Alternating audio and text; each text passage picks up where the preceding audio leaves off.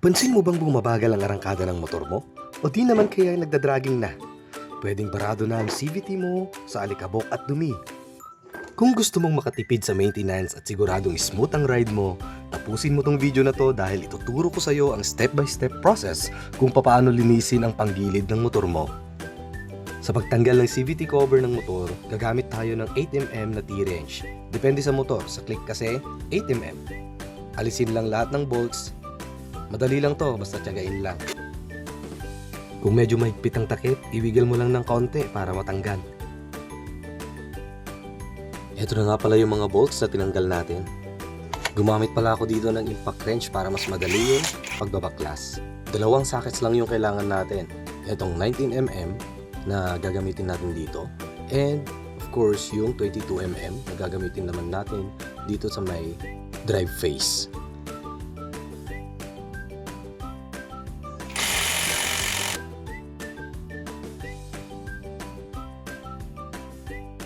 Tandaan lang natin na yung mas malaki at mas makapal, yun yung nasa harap. And yung mas maliit at mas manipis, yun yung nasa likod or sa may part ng bell natin.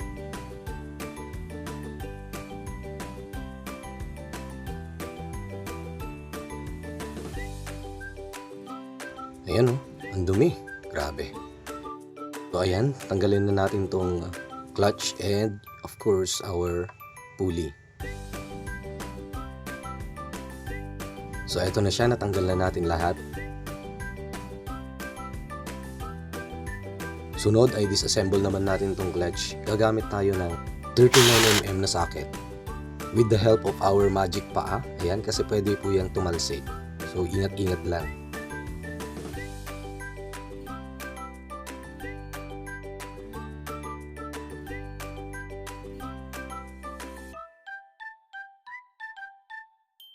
Dito gagamit lang tayo ng long nose or pliers para matanggal yung mga pin. Eto na, kita nyo yung alikabok? Yan yung dahilan kung bakit humihina ang hatak ng motor. So linisin na natin yan lahat. Tubig at sabon lang pala yung ginamit kong panglinis sa mga to dahil hindi pa ako nakabili ng CVT cleaner kaya ito muna. Mas okay gamitin yung CVT cleaner pero okay lang din naman yung tubig at sabon basta siguraduhin lang na tutuyuin agad gamit ang air compressor or blower para hindi sila manatiling basa at iwas kalawang.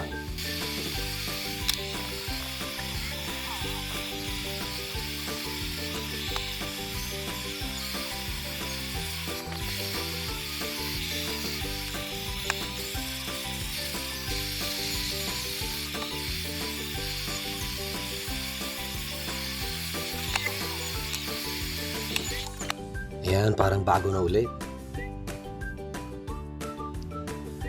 Ito, ibalik na natin yung mga parts na tinanggal natin. Yung pin, pwede na natin kamayin yan. At syempre, lagyan natin ng grasa. Mas maganda kapag high temp yung gagamitin natin. Dapat dito walang excess, so pupunasan natin yan later.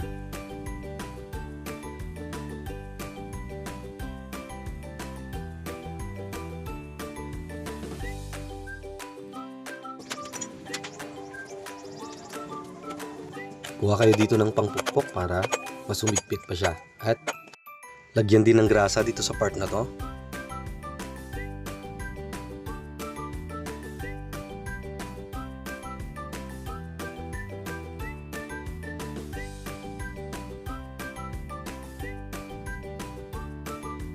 Balik na natin yung clutch lining. Ayan, so gagamitin na naman natin si magic paa. Ingat lang tayo kasi wala tayong kasama dito.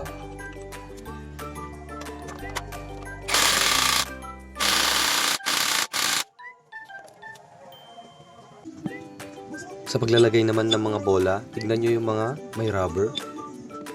Nakaharap yan dapat counterclockwise.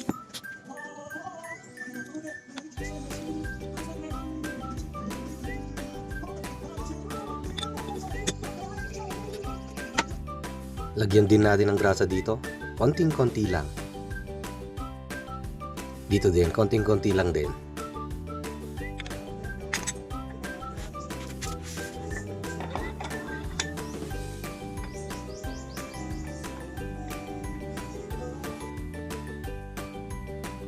Sa paglalagay naman ng belt at wala kang kasama, ganito lang ang gagawin mo. Check nyo din yung drive belt nyo kung may mga crack. Kung may crack na yan, palitin na.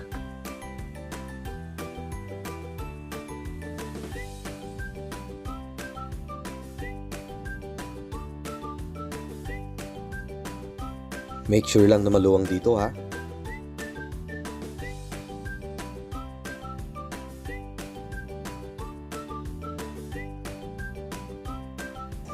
So yung bolt dito yung mas makapal.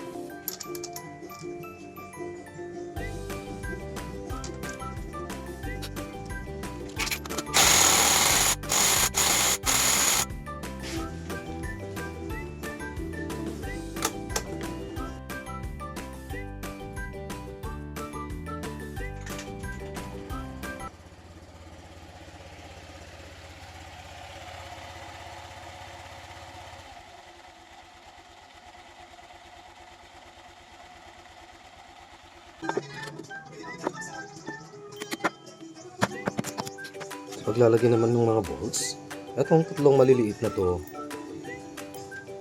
dito lang to ilalagay.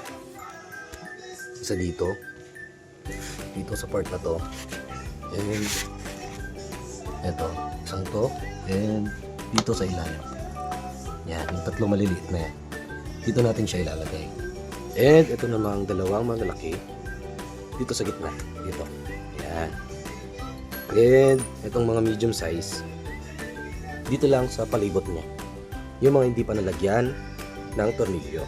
Siyempre, kung nailagay na natin itong maliliit at malaki, yung mga natitira na lang, doon na natin ilalagay itong medium size. Okay?